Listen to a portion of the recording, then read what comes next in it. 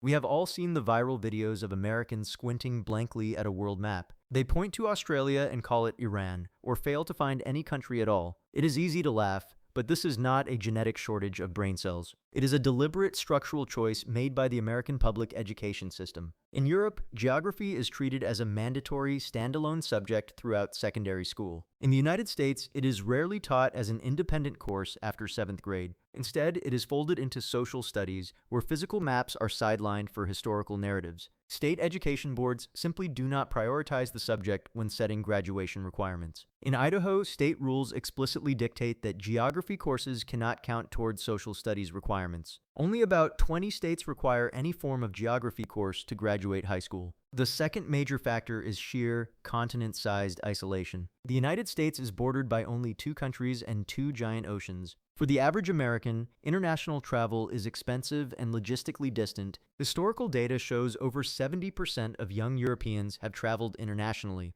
For young Americans, that number is only 20%. There is little daily, practical necessity to learn the political borders of distant nations. Instead, Americans must memorize the geography, laws, and cultures of 50 distinct states. To an American, knowing the difference between California and Texas is vastly more useful. Our perception of this ignorance is also heavily distorted by media bias. Late-night comedy shows and TikTok creators interview dozens of people on the street. They selectively edit the footage to show only the most shockingly incorrect answers. No one watches a video where a random pedestrian answers 10 questions correctly. Still, the academic data does point to a real, systemic gap in global knowledge. The National Geographic Society and the Council on Foreign Relations have studied this for decades. They found that even college-educated young Americans averaged a failing grade of 55%. Only 1% of those college-educated respondents received an A on the global literacy test. Just 6% of the general American adult population scored 80% or higher. Only 31% of surveyed college students could successfully locate Israel on a map. Even fewer, 29%, could identify Indonesia as a Muslim-majority nation. Richard N. Haas, former president of the Council on Foreign Relations, warned of the consequences.